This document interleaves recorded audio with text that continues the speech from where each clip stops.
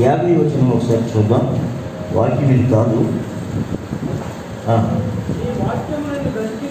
నీ వాక్యము నన్ను బ్రతికించి ఉన్నది, నా బాధలో ఇదే నాకు నెమ్మది కలిగించుచున్నది. దేవునికి స్తోత్రం కలుగుతుంది.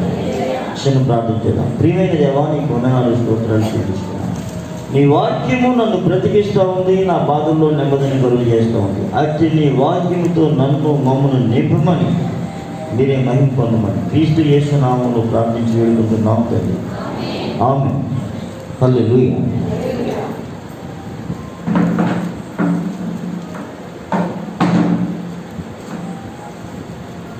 ఇక్కడ 119 కీర్తనలో దావీదు చెప్పిన మాట మరోసారి మనం చూస్తూ ఉన్నాం. నీ వాక్యము నన్ను బ్రతికించి ఉన్నది, నా బాధల్లో ఇదే నాకు నెమ్మది కలిగించున్నది. గర్విష్ఠులు నన్ను మిగులు అపహసించి అయినను నీ ధర్మశాస్త్రము నుండి నేను తొలగక ఉన్నాను. యెహోవా, పూర్వకాలము నుండి ఉండిన నీ న్యాయవిధులను జ్ఞాపకము చేసుకుని నేను వాగార్పు నొంది తిని. దేవునికి స్తోత్రం. వాగార్పు అని ఎవరికి కావాలండి? బాధల్లో ఉన్నవారికి, ఇబ్బందుల్లో ఉన్నవారికి. హల్లెలూయా, హల్లెలూయా, హల్లెలూయా. సమస్యల్లో ఉన్నవారికి, నేను ఎందుకు బ్రతకాలి, చనిపోతే బాగుండు అనుకునే వారికి ఏం కావాలి? వాదాలకు ధైర్యం చెప్పేవాళ్ళు కావాలి. ఏమిటి స్తోత్రం. హల్లెలూయా. అయితే దావీదు జీవితంలో వచ్చే కొన్ని సమస్యలు, దావీదు జీవితంలో వచ్చిన కొన్ని సమస్యలు, ఇబ్బందులు దావీదుని కృంగతీసినప్పుడు, దావీదు ఎవరు? రాజు, మహారాజు జీవితంలో కూడా నిందలు వచ్చాయి, అవమానాలు వచ్చాయి. తన కొడుకే తన తరిమే పరిస్థితి వచ్చి పారిపోయే పరిస్థితి వచ్చింది. ఇటువంటి ఎన్నో సమస్యలు దావీదు జీవితంలో వచ్చినప్పుడు దావీదు నిలవబడటానికి గల కారణం ఏమిటి? అందరూ మనుషులు లాంటి వారు దావీదు కూడా. ఏలియా కూడా మనవంటి మనుష్యుడే అని ఒక మాట మనం విన్నాం. దేవునికి స్తోత్రం కలుగుతుంది. హల్లెలూయా, హల్లెలూయా. ఏలియా ఒక మంచి ప్రవక్త, గొప్ప దైవజనుడు. అలాగే దావీదు మంచి మహారాజు, మంచి దైవజనుడు, దేవుని ఒక ప్రవక్త. దేవునికి స్తోత్రం కలుగుతుంది. కానీ ఈ ప్రవక్త జీవితంలో కూడా నిందలు, అవమానాలు ఇవన్నీ వచ్చినప్పుడు ఆయన దేని మీద ఆధారపడ్డాడు అని చూస్తే వాక్యం. హల్లెలూయా. ఎందుకంటే 49లో మాట అంటున్నాడు ఆయన, నీ సేవకునికి దయచేయబడిన మాట జ్ఞాపకం చేసుకొనుము, దాని వలన నీవు నాకు నిరీక్షణ పుట్టించి ఉన్నావు. నీ సేవకునికి దయచేయబడిన మాట జ్ఞాపకం. దేవుడు మాట్లాడిన ఒక మాట దావీదు హృదయంలో ఉంది. ఆ మాట కొరకు ఆయన ఎదురు చూస్తూ ఉన్నాడు. ఆ మాట నెరవేర్పు కొరకు ఎదురు చూస్తూ ఉన్నాడు. దేవునికి స్తోత్రం కలుగును కాక. ఆ మాట ఇప్పుడు మళ్ళీ దేవుడిని జ్ఞాపకం చేస్తూ ఉన్నాడు. ఏమని జ్ఞాపకం చేస్తూ ఉన్నాడు? నీ సేవకునికి దయచేయబడిన మాట నీవు జ్ఞాపకం చేసుకో. హల్లెలూయా. దాని వలన నీ సేవకుడు నేను నాకు నిరీక్షణ కలుగు చేశావు. దేవునికి స్తోత్రం. నిరీక్షణ పుట్టించావు. అంటే నా జీవితంలో నిరీక్షణ అనేది లేదు. నిరీక్షణ లేని నా జీవితంలో నిరీక్షణ కలిగి ఉండడానికి గల కారణం ఏంటంటే నీవు నాకు ఇచ్చిన మాట. దేవునికి స్తోత్రం. హల్లెలూయా. ఏ మాట ఇచ్చాడో తెలీదు, కానీ మాట ఇచ్చిన వాడు నమ్మదగిన వాడు అనే విషయం దావీదుకి బాగా తెలుసు. దేవునికి స్తోత్రం. హల్లెలూయా.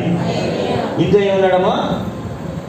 అయినను నీ ధర్మశాస్త్రము నుండి గర్విష్ఠులు నన్ను మిగులు అపహసించిరి, అయినను నీ ధర్మశాస్త్రము నుండి నేను తొలగక ఉన్నాను. యెహోవా, పూర్వకాలం నుండి ఉండిన నీ న్యాయవిధులను జ్ఞాపకం చేసుకొని నేను వాగార్పు నొంది తిని. దేవునికి స్తోత్రం కలుగుతాయి. దేవుని యొక్క న్యాయ విధిని ఆయన జ్ఞాపకం చేసుకుని ఏం పొందుతూ ఉన్నాడు? వాగార్పు పొందుతూ ఉన్నాడు. దేవునికి స్తోత్రం కలుగుతాయి. అంటే దావీదును వాగార్చేది ఎవరు అని అడిగితే దేవుని మాట దావీదుని వాగారుస్తూ నిందల్లో, అవమానంలో, ఇబ్బందుల్లో, ఎన్నో క్లిష్టమైన పరిస్థితుల్లో దావీదు వాగార్పు పొందడానికి మూలం ఏమిటంటే వాక్యం, దేవుని మాట. హల్లెలూయా. ఈ బైబిల్ గ్రంథం అంతా కూడా ఏమైనది? దేవుని యొక్క మాట. ఈ మాట మనం జాగ్రత్తగా విని మన హృదయం అనే పలక మీద దీన్ని రాసుకున్నప్పుడు హల్లెలూయా. ఈ మాట వల్ల ఏం చేస్తుంది? ఆదరిస్తుంది, ఆదరణ కలుగు చేస్తుంది, నెమ్మదినిస్తుంది. హల్లెలూయా. అంటే ఈ మాటే మనం మర్చిపోతే, హల్లెలూయా, అటువంటి మాటే మర్చిపోతే మనకి ఆదరణ ఎట్లా వస్తుంది? చూడండి, ఇంకా యెహోవా పూర్వకాలం నుండి ఉండి నీ న్యాయ విధులను జ్ఞాపకం చేసుకుని నేను విడిచి నడుచుచున్న భక్తిహీనులను చూడగా నాకు అధిక రోషము పుట్టుచున్నది. నీ ధర్మశాస్త్రము విడిచి నడుచుచున్న భక్తిహీనులను చూడగా నాకు అధిక రోషము పుట్టుచున్నది. ఏమిటండి? వారెవరో ధర్మశాస్త్రాన్ని విడిచిపెట్టి, దేవుని వాటిని విడిచిపెట్టి వారు నడుస్తూ ఉండే వారిని బట్టి దావీదుకి ఎందుకు కోపం వస్తూ ఉంది? దేవుడికి కోపం రావాలి కదా. హల్లెలూయా. ధర్మశాస్త్రం లేనివాడు ఎలా బ్రతికినా పర్వాలేదు, దేవుని వాక్యం లేనివాడు ఎలా బ్రతికినా పర్వాలేదు. కానీ దేవుడు ఎవరో ఎరిగిన వారు దేవుని వాక్య ప్రకారంగా జీవించకపోతే, దేవుని వాక్య ప్రకారంగా జీవించే వారికి వేదనే కలుగుతాయి, బాధే కలుగుతాయి, అసహ్యమే కలుగుతాయి. అయ్యో, దేవుడు లేని ప్రజలు ఎలా ఉన్నా పర్వాలేదు, కానీ దేవుని కలిగి ఉండి కూడా ఆ దేవుని మాట ప్రకారంగా జీవించడం లేదే అనే వేదన దావీదు మహారాజు జీవితంలో ఉన్నది. దేవుని స్తోత్రం. హల్లెలూయా. ఇంకా చూడండి, యాత్రికుడునైన నేను నా బసలో పాటలు పాడటకు నీ కట్టడలు హేతువులాయెను. యెహోవా రాత్రివేళ నామమును స్మరణ చేయుచున్నాను, నీ ధర్మశాస్త్రమును అనుసరించి నడుచుకొనుచున్నాను, నీ ఉపదేశమును అనుసరించి నడుచుకొనుచున్నాను. ఇదే నాకు వరముగా దయచేయబడి ఉన్నది. దేవునికి స్తోత్రం కలుగునుగాక. దావీదు జీవితంలో దావీదుకు ఉన్న దేవుడిచ్చిన వరం ఏమిటి అని అడిగితే వాక్యం. ఏంటంటే వాక్యం. 1,000 కోట్ల మంది ప్రజలు ఉన్నారు ఈ లోకంలో, 700 కోట్ల పైచిలకు ప్రజలు ఉన్నారు. కానీ వాక్యం కలిగిన వాళ్ళు ఎంతమంది? హల్లెలూయా. భారతదేశంలో ఉన్న 700 కోట్ల ప్రజల్లో వాక్యం తెలిసిన వాళ్ళు ఎంతమంది? ఉంటే 1 కోటి మంది ఉండొచ్చు. హల్లెలూయా. అందులో వాక్యాన్ని అనుసరించే వాళ్ళు ఎంత ధన్యులు, వాళ్ళు ఎంత ధీమగా ఉంటారు. వారు దేనికి భయపడరు, మరణం వచ్చినా భయపడరు. హల్లెలూయా. ఇదిగో నువ్వు చేస్తున్నావన్న వాళ్ళు భయపడరు. కారణం ఏంటంటే వారికి ఒక ధీమ, ఈ లోకాన్ని నేను విడిచిపెడితే నిత్య రాజ్యంలో నేను ఉంటాననే ధీమ వారి జీవితంలో ఉంది. దేవునికి స్తోత్రం కలుగుతుంది. హల్లెలూయా. కనుక యాత్రికుడైన నేను నా బసలో పాటలు పాడడానికి, దావీదు ఇన్ని కీర్తనలు రాయడానికి గల కారణం ఏంటంటే దావీదు జీవితంలో దేవుని మాట దావీదుతో ఉంది. హల్లెలూయా. ఆ మాట ఎప్పుడైతే దావీదుని ఆదరిస్తూ ఉందో ఆయన ఒక పాట రాస్తూ ఉన్నాడు. హల్లెలూయా. దావీదు ఎలా జీవిస్తూ ఉన్నాడంటే దావీదు యాత్రికుడిగా జీవిస్తూ ఉన్నాడు. దావీదు ఎలా జీవిస్తూ ఉన్నాడు? యాత్రికుడిగా. హల్లెలూయా. అబ్రహాం ఎలా జీవించాడు? యాత్రికుడిగా. యాకోబు ఎట్లా జీవించాడు? యాత్రికుడిగా. ఇస్సాకు ఎట్లా జీవించాడు? యాత్రికుడిగా. క్రైస్తవ్యం అనేది ఒక యాత్ర. దేవునికి స్తోత్రం. ప్రతి క్రైస్తవుడు కూడా యాత్ర కలిగి ఉన్నాడు. ఈ దరి నుంచి ఆ దరికి చేరాలి. దేవునికి స్తోత్రం. ప్రతి క్రైస్తవుడు కూడా ఈ దరి నుంచి ఆ దరికి చేరాలి. అది సులువుగానే కనబడుతుంది, కానీ అది సులువైంది కాదు. ఆయన లేకపోతే, ఆయన ఉంటే అది సులువైంది. దేవునికి స్తోత్రం కలుగుతుంది. అలా ఆ యాత్ర కొనసాగాలి అంటే దేవుని మాట మన నోట, మన హృదయంలో ఉన్నప్పుడు ఆ మాటను పట్టుకుని మనం ముందుకి వెళ్ళిపోవచ్చు. 57 చూద్దాం. యెహోవా నీవే నా భాగము, నీ వాక్యమును అనుసరించి నడుచుకుంటేనని నేను నిశ్చయించుకొని ఉన్నాను. దేవునికి స్తోత్రం. ఏమని నిశ్చయించుకున్నాడట? నీ వాక్యములను అనుసరించి నడుచుకుంటాను అని నేను నిశ్చయించుకున్నాను. దేవునికి స్తోత్రం. హల్లెలూయా. హల్లెలూయా. 63వ వచనంలో ఒక మాట ఉంది. నీ యందు భయభక్తులు గలవారందరికీ నీ ఉపదేశములు అనుసరించి వారికి నేను చెలికాడను. దేవునికి స్తోత్రం. దావీదు ఎవరికి స్నేహితుడట? చెప్పండి, విన్న మాటలు చెప్పండి, నాకు చిరాకు తెప్పించుకోండి. దేవుని యందు భయభక్తులు కలిగిన వారికి దావీదు స్నేహితుడు. ఇంకా ఆయన ఉపదేశం అనుసరించే వారికి ఆయన మన స్నేహితులు దేవుని వాక్యం కైకొని దేవుని వాక్యం ప్రకారంగా జీవించే వారికి దావీదు స్నేహితుడై ఉన్నాడు. మరి మనకి స్నేహితులు ఎవరు? మనం వినడం లేదా దేవుని మాట? ఏంటా ఉన్నా పాటించడం. అందుకని మన స్నేహితులు లోపం, అందుకని మన స్నేహం పెట్టతో. దేవుని ఎరిగిన వారు, దేవుని వాక్యం గైకొనేవారు, దేవుని వాక్యం ప్రకారం జీవించి దేవుని ఆనుకునేవారి జీవితం అదొక ప్రత్యేకమైనది. హల్లెలూయా. దేవుని ప్రజలు ఏమై ఉన్నారు? ఒక ప్రత్యేకం. దేవునికి స్తోత్రం కలుగుతుంది. హల్లెలూయా. ఒక దినమున దేవుని ప్రజల కొరకు లోకం ఇచ్చే సాక్ష్యం ఏంటో తెలుసా? అది ఒక ప్రత్యేకమైన జనము. సర్వలోక ప్రజల విధులు కంటే వారి విధులు చదవన్నమాట. రిఫరెన్స్ ఎస్తేరు 3వ అధ్యాయము 8వ వచనం. అంతటా హామాను అహష్వేరోషుతో చెప్పినది ఏమనగా,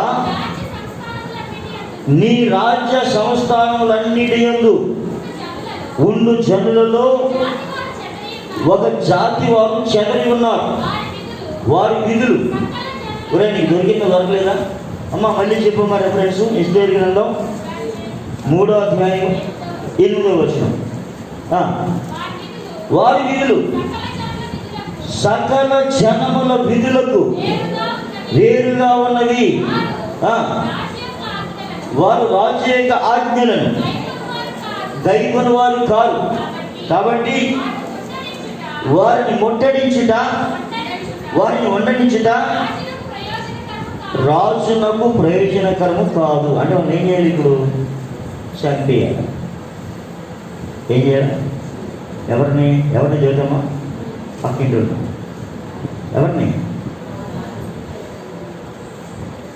ఎవరినమ్మా సంగతి?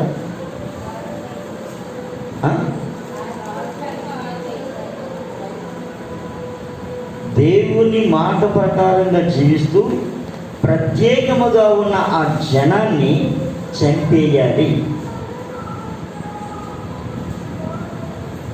ఏం చేయాలి? ఒక్కరిని కాదు, ఇద్దరిని కాదు. వారి విధులు ప్రత్యేకమైనవి, వారి మాట ప్రత్యేకమైనవి, వారి ఆజ్ఞ ప్రత్యేకమైనవి, వారి తీరుతెన్నులు ప్రత్యేకమైనవి కనుక సకల ప్రజల కంటే వారు ప్రత్యేకంగా ఉన్నారు. కానీ వారు అక్కడక్కడ ఉన్నారు. వారందరినీ ఏరి చంపేయాలి. సొమ్మెవరు చేశారు? అహష్వేరు సొమ్ము కానీ లేకపోతే హామాన్ గారి సొమ్ము కానీ ఏమైనా తిన్నారా? ఏం లేదు. మరి ఎందుకు చంపేయాలి? వారు ప్రత్యేకంగా ఉన్నారు. ఎస్, క్రైస్తవుడు అనేవాడు ప్రత్యేకంగా ఉండాలి. హల్లెలూయా. క్రైస్తవుడు అనేవాడు ప్రత్యేకంగా ఉన్నాడు కనుకనే వాడిని చంపాలనుకున్నారు. కానీ వారిని చంపాలనుకున్న వాళ్ళందరూ సర్వనాశనం అయిపోయారు. దేవుని స్తోత్రం చేశారు. హామాను కుతంత్రాలు నాశనం అయిపోయాయి. యూదులను చంపాలనుకున్న వాళ్ళందరూ కూడా చంపబడ్డారు. వారిని చంపిన తర్వాత ఒక పండుగ చేసుకున్నారు. నిజానికి ఈ యూదులకు వారిని చంపాలని ఏమాత్రము లేదు. హల్లెలూయా. వారు బానిసలుగా వచ్చారు, బానిసలుగానే బతుకుతూ ఉన్నారు. కానీ వాడికి నమస్కారం చేయని కారణం చేత, ఎవరికి? ఆ హామాను అన్నవాడికి నమస్కారం చేయని కారణం చేత అందరూ నాకు నమస్కారం చేస్తూ ఉన్నారు. కానీ వీడు నమస్కారం చేయడు. వీడు ఒకడే. అంటే వీడు ఎలా ఉన్నాడంటే వీడు బ్యాచ్ అంతా కూడా ఇలా ప్రత్యేకంగానే ఉంటారు. నాకు నమస్కరించిన వాడు ఎవరు భూమి మీద ఉండకూడదు అనుకున్నాడు. ఈరోజు చాలా మంది అలాగే ఉంటారు. నన్ను గౌరవించాలి, నేను లేకపోతే ఇంకేం లేదు, సంఘంలో నేను లేడు, అసలు నేను పట్టించుకోలేడు పాస్టర్ గారు, అసలు నేను లేకపోతే లైటింగ్ చేసేవాడు ఎవడు, నేను లేకపోతే బాక్స్ పెట్టేవాడు ఎవడు, నేను లేకపోతే స్వచ్ఛ క్లీనింగ్ చేసేవాడు ఎవడు, నేను లేకపోతే అసలు వీడియో తీసేవాడు ఎవడు. ఒకరోజు మానేది తెలుస్తుంది పాస్టర్ గారు అనిపిస్తూ ఉంటుంది సార్. కానీ ఎవరున్నా లేకపోయినా దేవుడు నాతో ఉన్నాడు కనుక ప్రతి పని జరుగుతుంది. దేవునికి స్తోత్రం కలుగుతుంది. హల్లెలూయా. ఎవరున్నా లేకపోయినా దేవునికి స్తోత్రం. హల్లెలూయా. అవసరమైతే ఆ రోజు ప్రత్యేకంగా ఒక కివేరణ వస్తుంది.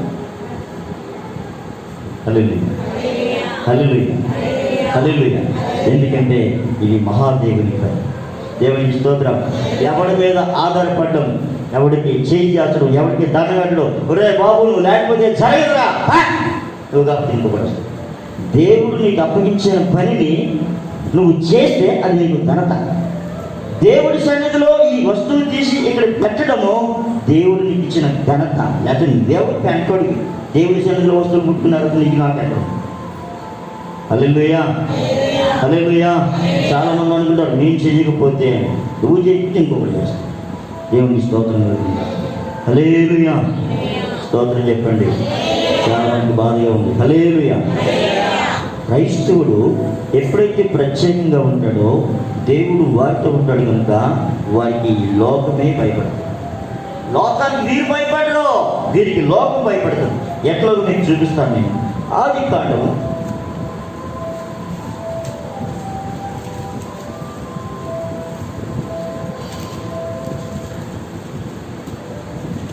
7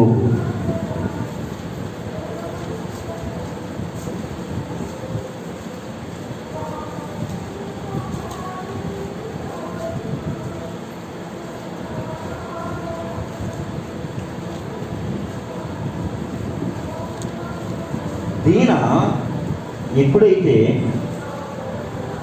లోకంలోకి వెళ్ళి చెడిపోయిందో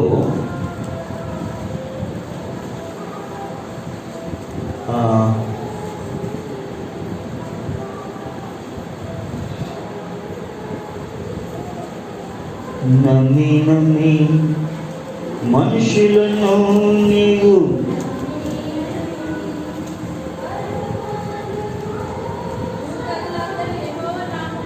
అమ్మా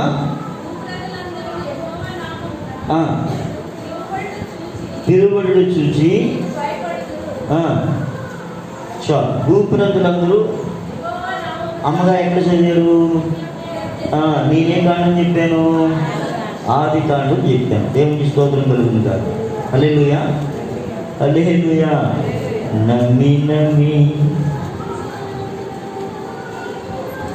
మర్చిపోయే పాట.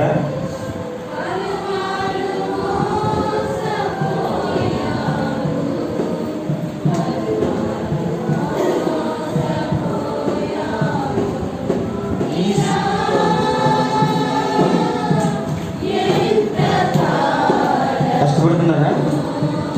ఆదికాండం 35 వచ్చింది. వారు ప్రయాణమైపోయినప్పుడు దేవుని భయము వారి చుట్టూ ఉన్న పట్టణముల మీద ఉండెను కనుక వారు యాకోబు కుమారులను తరమలేదు. దేవునికి స్తోత్రం కలుగును గాక. హల్లెలూయా. వారు ప్రయాణమైపోయినప్పుడు దేవుని భయము వారి చుట్టూ ఉన్న పట్టణముల మీద ఉండెను కనుక దేవునికి స్తోత్రం. యాకోబు కుమారులు షెకెము పట్టణంలో ఉన్న పురుషులందరినీ, ఆ పట్టణంలో ఉన్న వారందరినీ చంపేస్తే ఎవరు కుమారులు ఊరుకుంటారంటే వాళ్ళు? ఇప్పుడు వాళ్ళందరూ కూడా వచ్చి ఏం చేయాలండి? లేకపోతే మహా అయితే ఎంతమంది? 70 మంది ఉన్నారు. వీళ్ళందరినీ ఏం కాకుండా ఏం పాడేయచ్చు. కానీ దేవుని భయము ఆ పట్టణాల మీద ఉందట. అమ్మో వాళ్ళ జోలికి వెళ్ళకూడదు. హల్లెలూయా. అంటే దేవుడు తన ప్రజలను ఎంత గొప్పగా ఉంచాడండి. దేవునికి స్తోత్రం కలుగునుగా. హల్లెలూయా. అమ్మగారు చదివిన మాట, భూప్రజలందరూ యెహోవా నామమున నీవు పిలువబడుచుండుట చూచి నీకు భయపడుదురు. దేవునికి స్తోత్రం కలుగునుగా. నిజమే, ఎవరైనా దేవుని నమ్మిన వారు, నిజాయితీగా ఉన్న వారిని చూస్తే లోకం తప్పనిసరిగా భయపడదు. హల్లెలూయా, హల్లెలూయా. ఎందుకంటే ఆ ప్రభువు నమ్మిన వారు నెమ్మదిగా ఉంటారు, మౌనంగా ఉంటారు, నోరు పారేసుకోరు, వినయంగా ఉంటారు, సాత్వికంగా ఉంటారు, తిరుగుబాటు చేయరు. ఏం చేయరు? తిరుగుబాటు. కేకలేస్తే కేకలేరు, అరిస్తే అరవరు, కొడితే కొట్టరు. దేవుడు చూసుకుంటాడు లే అనే ఒక చేతకాని తనకు మాట ఒకటి వదిలేస్తారు. ఏమంటది? చేతకాని తనకు, చేతకాని కాదు అది మాట. దేవుడు చూసుకుంటా అంటే చాలా మందికి ఎలవరంగా ఉంటుంది. కానీ దేవుడు చూసుకోడా? చూసుకుంటాడు. నేను ముట్టినవాడు నా పరలోకం ముట్టినట్టు అన్నాడు. దేవుడికి స్తోత్రం చెప్తాను. హల్లెలూయా, హల్లెలూయా. మరి దేవుడు తన ఆత్మనిచ్చిన వారికి ఏమైనా జరిగితే చూస్తూ ఊరుకున్నాడా? ఊరుకోడు. ఎప్పుడు ఎలా చేయాలో అని చేస్తాడు. నువ్వు ఇన్ని చేసినా నేను మౌనంగా ఉన్నాను నువ్వు అనుకుంటున్నావేమో. ఏం చేస్తాను నేను? కీర్తన గ్రంథం 50వ అధ్యాయం అమ్మా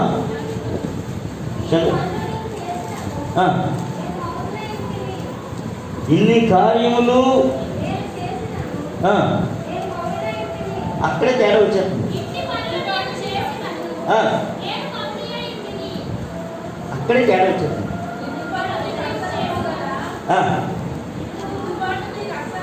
కాదమ్మా వారు చదివే మాట కరెక్టే, కానీ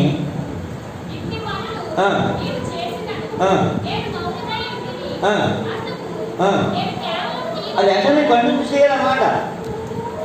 ఇది పనులు నీవు చేసినా నీ మౌనమై ఇంటిని అందుకు నేను కేవలము నీ వంటి వాడనని నీవు అనుకున్నావు. అయితే నీ పనులు ఎదుటి ఈ సంగతులను నేను వరుసగా ఉంచి నేను గద్దించేదను. దేవుని మనసువారి ద్వారా దీన్ని యోచించుకొనడి, లేని ఎడల నేను మిమ్మల్ని చీల్చివేయదును, తప్పించేవాడెవడు లేకపోవును. అది అక్కడ కారణం. దేవుని స్తోత్రం కలుగుతుంది.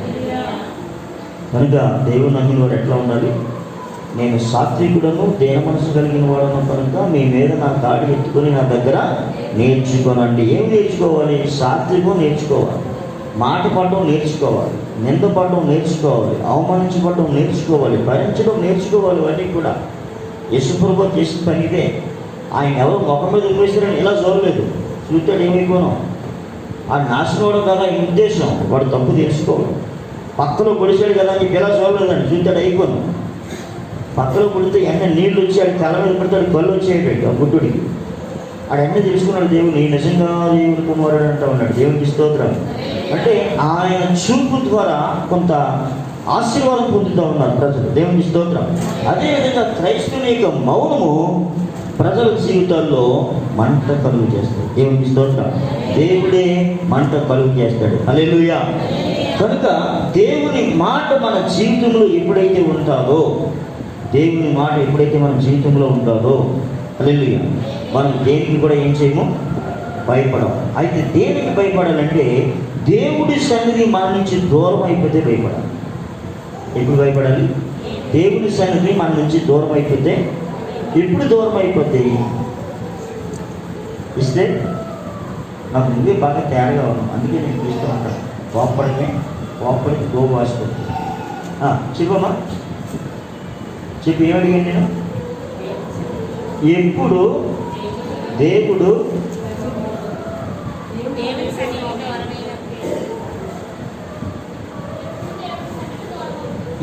దేవుడి సన్నిధి దూరం అవుతుంది? అది ఇప్పుడు జ్యోతిని చెప్పు. ఇలా తిరుగుతాడు ప్రార్థనలో లేనప్పుడు. Very good. నెక్స్ట్, సహవాసము లేనప్పుడు. హల్లెలూయా. దైవబిడ్డలతో సహవాసము లేనప్పుడు. దేవునికి స్తోత్రం. ఏమైపోతాం మనము? ఈ వారం గుడికి వెళ్ళలేదు, వచ్చే వారం కూడా వెళ్ళాలనిపించదు, 3వ వారం అవసరమే రావాలనిపించదు. ఇప్పుడు రాలేని వాళ్ళందరూ ఒక బ్యాచ్ అయిపోతారు. హల్లెలూయా, హల్లెలూయా. దావీదుకి భయం వేసింది. భయం వేసి అంటాడు, దావీదు చేసిన తప్పులు దావీదు కలవడు.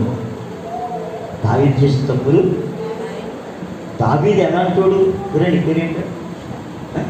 శ్యామ్. హల్లెలూయా, హల్లెలూయా, హల్లెలూయా. శ్యామ్ చాలా మంచోడు అని నేను అన్నా అనుకున్నాం. అడిగి గుడిలో రాయకపోతే నేను ఇన్నాగరలు కూడా ఎప్పుడు చేసినా నన్ను మంచోడు అంటే పెళ్ళేది కుదిరిందా? రాత్రి మేము రావుతుందా?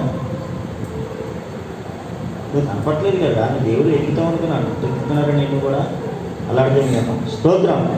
ముందు మీరు ఆనందం రాకుండా చేసుకుంటూ నేను రాకుండా స్తోత్రం చెప్తాను. హల్లెలూయా, హల్లెలూయా.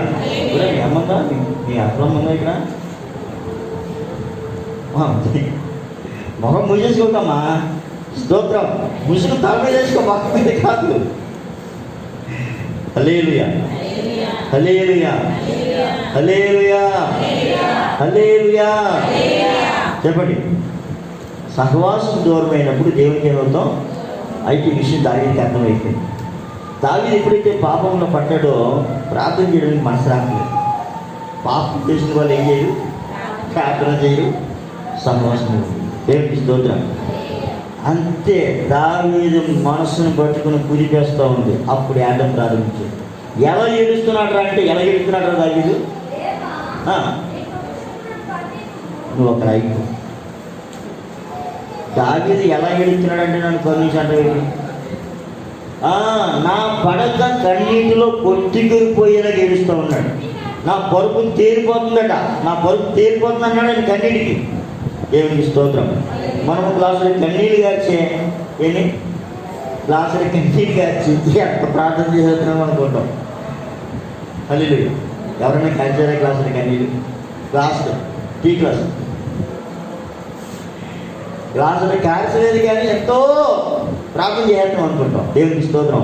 ఈ పడక కొట్టుకుని పోయేంత ప్రార్థన చేశాడండి. దేవునికి స్తోత్రం కలుగుతాను. హల్లెలూయా.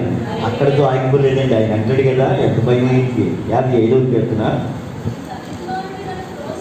నీ సన్నిధిలో నుంచి నన్ను అమ్మా కొంచెం పైకి వెళ్ళమ్మా. దేవా, నా యందు శుద్ధ హృదయాన్ని కలుగు చేయి, నా అంతరంగంలో స్థిరమైన మనసు నూతనముగా పుట్టించు. దేవునికి స్తోత్రం. మరి ఇది వరకు ఉంది కదా? లేదు, అది పాత పడుతుంది. ఆ మనసు ఏమైపోయింది?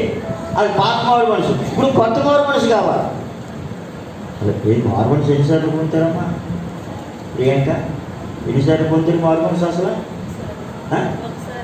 అది అందుకే మన బతుకులు అడుగునిపోయింది. యేసు ప్రభు నమ్ముకున్న దగ్గర నుంచి చచ్చే వరకు కూడా ఎవ్రీడే పొందాలి మారు మనసు. ఎందుకంటే ప్రతి క్షణం కూడా మనం ఏం చేయాలి? సరి చేసుకోవాలి. ఎక్కడ నేను తగ్గిపోయాను ప్రభువా? దేవునికి స్తోత్రం. హల్లెలూయా. హల్లెలూయా. దేవుని హృదయానుసారమైన దావీదు, దేవుని హృదయానుసారమైన దావీదు ఏమైపోయాడు? తగ్గిపోయాడు. ఏమయ్యాడు?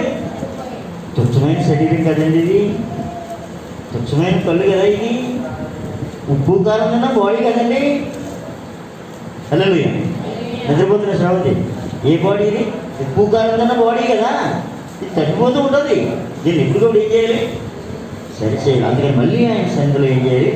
అదే చేశారు దావీదు. దేవా, నా అంతరంగములో స్థిరమైన మనసును నూతనముగా పుట్టించుము, నీ సన్నిధిలో నుండి నన్ను త్రోసివేయకము, నీ పరిశుద్ధాత్మను నా ఎదురు నుంచి తీసివేయకము, నీ రక్షణానందము నాకు మరలా పుట్టించుము, సమ్మతి గల మనస్సు కలుగు చేసి నన్ను దృఢపరచుము, అప్పుడు అతిక్రమము చేయు వారికి నీ త్రోవలను నేను బోధించేదను. చప్పట్లు కొట్టి దేవుడు.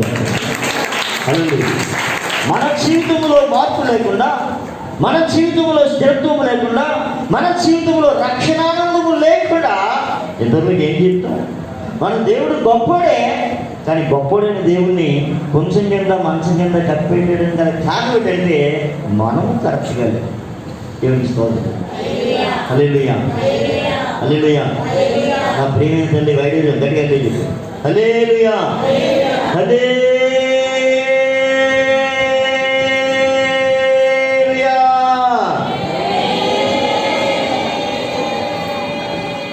చెప్పా నేను కొమ్మరి జరిగింది చెప్తానని ఉన్నావు నువ్వు. చెప్పండి. నా నెలకొండి మరి కొమ్మరి నీకు చెప్తావా? ఎక్కడ లేవో చెప్తారు కానీ మాకు అంత దూరం నుంచి వచ్చాం. చెప్పండి గట్టిగా. అదే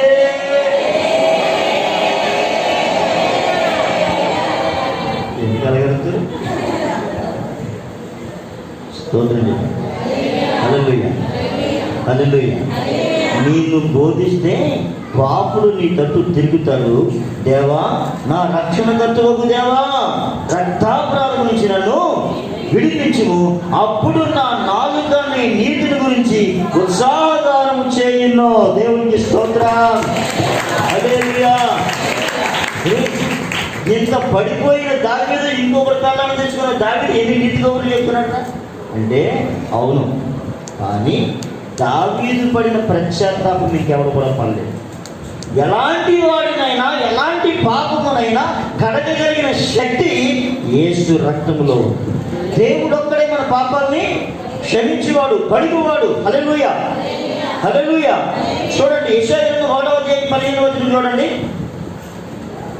యెషయా గ్రంథం 1వ అధ్యాయం 15వ వచనం. మీరు మీ చేతులు చాపునప్పుడు మిమ్మల్ని చూడగా నా కన్నులు కప్పుకొందును. మీరు మీ చేతులు చాపునప్పుడు మిమ్మల్ని చూడగా నా కన్నులు కప్పుకొందును. దేవా అన్ను ప్రార్థన చేసినా, నువ్వు చేతులు చాపినా నిన్ను చూడకుండా ఆయన కప్పేసుకుంటాడట. ఏంటి కారణం అని అడిగితే, మన పాపము, మన దోషము, మన అతిక్రమము ఒప్పుకోకుండా మనం ఆయనతో చేతులు ఎత్తితే ఏమీ పొందలేము. దేవునికి స్తోత్రం కలుగుతుంది. తర్వాత ఏమన్నాడమ్మా? మీరు బహుగా ప్రార్థన చేసి, నువ్వు ఎంత ప్రార్థన చేశారని అన్నాడు ఆయన. ఇంకా మీ చేతులు రక్తంతో నిండి ఉన్నవి. అది సంగతి. మీ చేతులు రక్తంతో నిండి ఉన్నవి. మిమ్మల్ని కడుక్కొనుడి, శుద్ధి చేసుకొనుడి. మీ దుష్క్రియలు నాకు కనబడకుండా వాటిని తొలగించండి. కీడు చేయడం మానండి, నేను చేయడం నేర్చుకోండి. న్యాయము జాగ్రత్తగా విచారించండి. హింసించబడే వారిని విడిపించండి. తండ్రి లేని వారికి న్యాయం తీర్చండి. విధవాల పక్షంగా వాదించండి. యెహోవా ఈ మాట సెలవిచ్చుచున్నాడు. రండి రండి, మనం వివాదం తీర్చుకుందాం.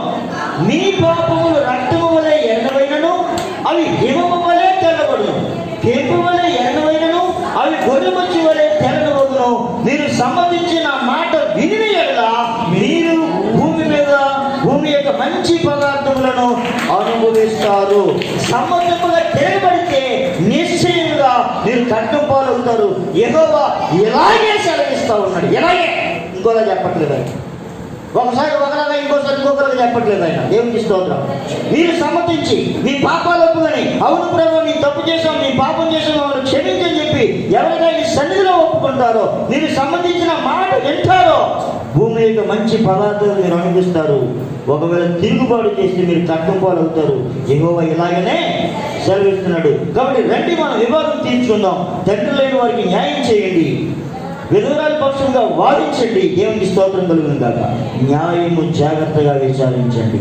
హింసించబడే వారిని, ఇది దేవుడు చెప్పాడు. దేవునికి స్తోత్రం. ఈ మాటలు మన హృదయంలో ఉన్నాయి అనుకుందాం. అప్పుడు ఈ మాట ప్రకారంగా జీవించడానికి మనం ఏం చేస్తాం? ఇష్టపడతాం. ఈ వారం వాక్యం వచ్చేవారం మరిచిపోతే మన బతుకులు ఎలా బాగుపడతాయమ్మా? హల్లెలూయా, హల్లెలూయా, హల్లెలూయా.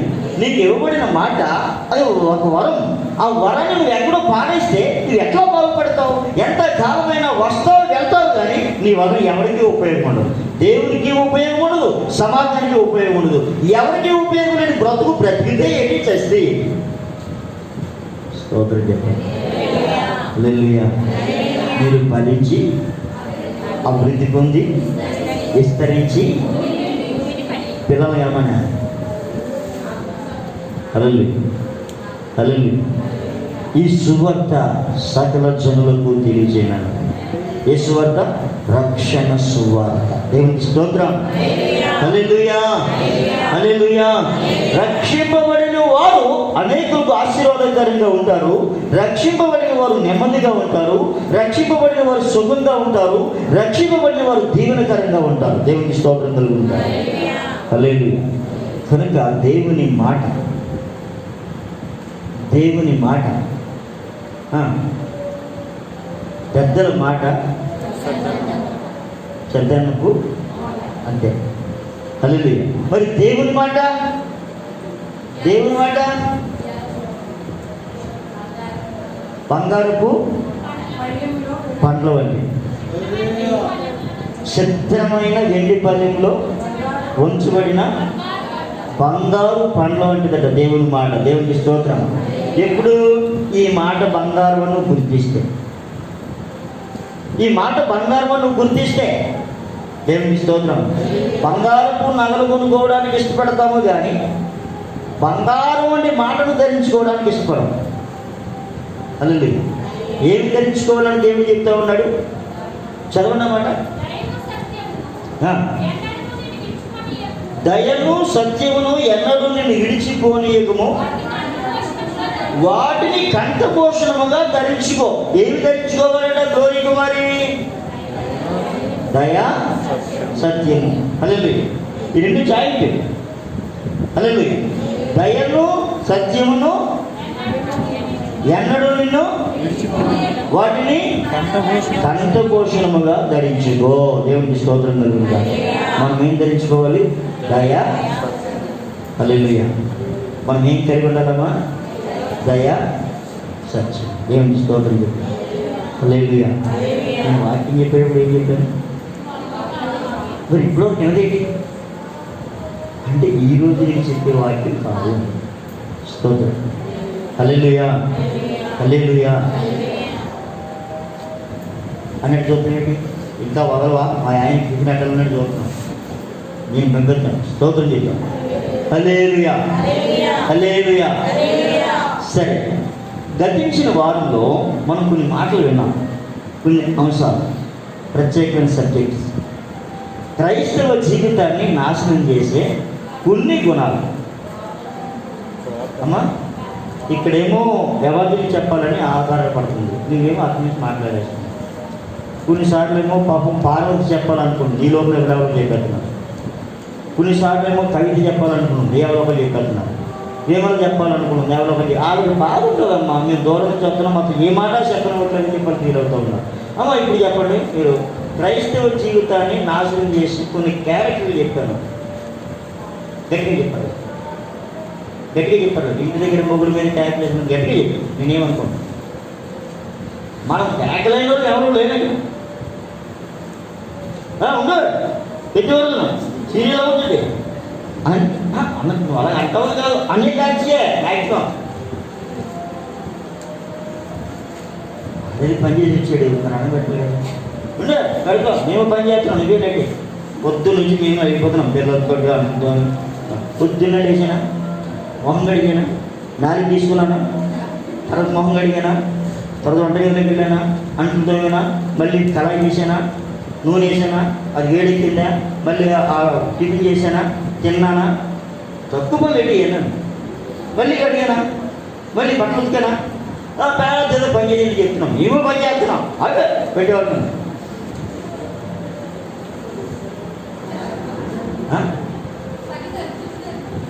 అదే నేను చెప్పేదనే అమ్మా, ఇప్పుడు నేను చెప్పేదదే. మగోడు కష్టపడితే పొద్దున్న రోజు సాయంత్రం వరకు ఒక 500 వస్తుందేమో. ఈ లెక్క మీకు 1000 ఇచ్చేయాలా, మీ ఏమా మీ పోగా. అదే ఇప్పుడు నేను చెప్పేదైతే కనిపించిన పని చేస్తుంది. అదే పని మాట్లాడుకో గంటలో ఉండదు.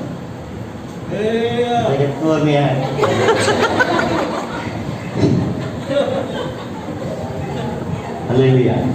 ఏరా ఎంతసేపు చేస్తావురా వంట ఎంతసేపు చేస్తావురా? గంట అరగంట మొదలుగా చెప్తున్నాడు అంతే. నేను పెద్ద బలవ చెప్పారు. హల్లెలూయా. తినడానికి ఏదైనా లేట్కి వచ్చేమో టీవీ చూసుకుంటున్నాను. కానీ ఇంకా అమ్మ ఓ విషయం చెప్పరా, టీవీ చూస్తూ తింటేనట అన్నం వంట పట్టదు. స్తోత్రం. హల్లెలూయా. హల్లెలూయా. ఎంతమందికి తెలుసు విషయం? నీకేమన్నా? అందుకే నువ్వు సన్నంగా ఉండిపోయావు. సెకినా ఏ పేరు?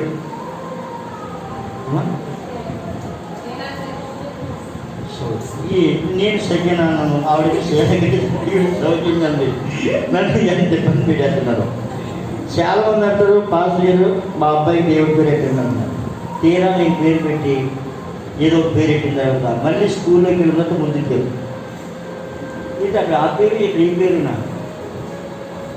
ఎంత అవమానపడి ఎంత ఎడుతాడండి అయినా ఇవరే నా పేరు పెట్టుకున్నావు, మళ్ళీ పేరు మార్చేసుకున్నావు. పెట్టరా స్కూల్లో ఒక పేరును ఇంట్లో ఒక పేరునా, ఇది చాలా అవమానకరం.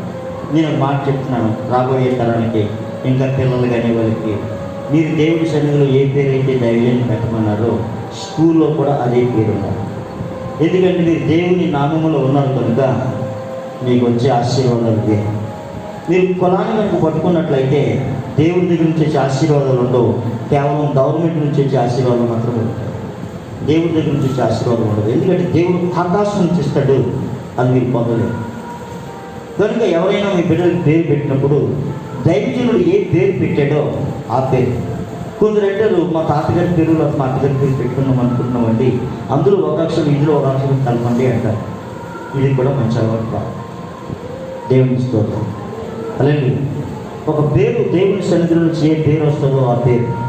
ఒకరోజు నేను హాస్పిటల్కి వెళ్ళాను. మన సహోదరి షోలమని, నీకోసం నేను చూస్తూ ఉన్నాను, నీ పేరు పెట్టండి అన్న. ఏం పేరు పెట్టమంటావమ్మా అని అడిగాను. నేను చెప్పడం ఏంటి, నేనేం చెప్పను, మీరే పెట్టండి అన్న. దేవుని స్తోత్రం. హల్లెలూయా. పేరు పెట్టేశాం. కొందరు ఏమంటారు, అందులో ఉన్నా, ఇందులో ఉన్నా, ఇందులోయా, అందులో రా. హల్లెలూయా, హల్లెలూయా, హల్లెలూయా. అన్నీ అయిపోయిన తర్వాత మళ్ళీ నీట్గా ముద్దుగా నిస్సి కిస్సి నిస్సి కిస్సి అంటే ముద్దెట్టుకోవాలా కనబడడానికి. నిస్సి అంటే చేయడు. పాపం ఏమని పెడుతున్నారో వాళ్ళకి తెలియదు పిల్లలు. హల్లెలూయా. ఒకసారి ఒక ఊరు వెళ్ళిన తర్వాత ఒక పెద్ద ఆయన ఉన్నాడంట. ఆయనకి ఏసుకో గురించి చెప్పాలి. ఎలా చెప్పాలని ఆలోచిస్తున్నాను. రెడ్ లైట్ డీసీ సార్ బాగున్నానండి అన్నాడు. మీ పేరేమన్నాడు అన్నాను. అన్న పేరేం చెప్పలేదు. నా పేరు కృష్ణారావు అండి అన్నాడు. ఏమిటి అన్నాడు. ఏమిటి అన్నాడు. శేఖర్ పేరు ఎట్టుకున్నారేంటి అన్నాడు. శేఖర్ పేరు ఏంటి అండి అన్నాడు.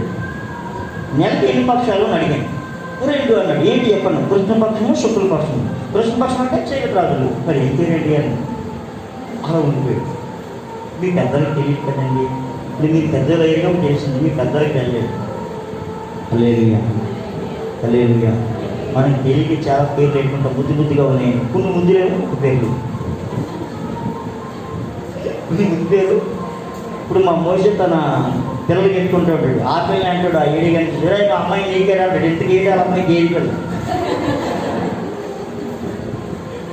ఎవరు తాడిలే మా అమ్మాయి నీకేరా ముప్పొంగి పోతుంటారు. ఆయన గేది పిల్లలు ఆడికి ఈ వయసు బాగా పడుతూ ఉంటాడు రోజు. హల్లెలూయా, హల్లెలూయా. ఆయన నోటంటే మాట్లాడగానే ఈ తెగ మురిచిపోతూ ఉంటాడు. నన్ను బాగా గుర్తుంచుకున్నాడు. రాసిందే. సరే, దేవుని స్తోత్రం. ఇప్పుడు చక్కగా మీరు జ్ఞాపకం వచ్చేసి ఉంటుంది. క్యారెక్టర్స్ నేను చెప్పిన క్యారెక్టర్స్ వరుసగా చెప్పండి. క్రైస్తవ జీవితాన్ని నాశనం చేసే క్యారెక్టర్స్ చెప్పండి. అక్కడ ఆగిన అక్కడేమో కొమ్మరేదులు పిల్లలు 4 బాధపడుతున్నారా, కవితని చెప్పమన్నా, విమలని చెప్పమన్నా. మళ్ళీ మీరు అక్కడ ఇంకేమో నేనేమో చెప్పి గుర్తులేదా, అప్పుడు నువ్వు రాలేదా నన్ను అడిగితేనేంటి, అలా చూస్తున్నావేంటి అని అడిగి ఉంది. అమ్మ చెప్పదంట, నువ్వేమన్నా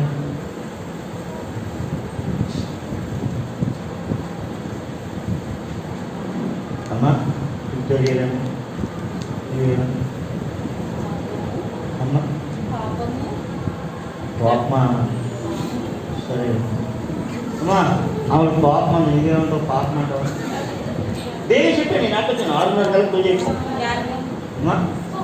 అంటే నీ క్యారెక్టర్ నీకు గుర్తున్నా, ఎవరి క్యారెక్టర్ గుర్తుంది. ఆవిడకేమో ఆ మొగుడు మీద ఉన్న కోపం ఆవిడ గుర్తుంది. నీ సోమర్థం ఏమో నీకు గుర్తుంది. నువ్వు తిరిగిపోతువా నీ తిరిగిపోతుంది. నిజమే, క్రైస్తవ జీవితాన్ని నాశనం చేసే క్యారెక్టర్ ఇవి. ఒకటి ఏంటంటే ఆవిడ బాగానే చెప్పింది, రెండవది ఆవిడ బాగానే చెప్పింది, తిరిగిపోతాను ఈవిడ బాగా చెప్పింది. ఎందుకేం చెప్తావు,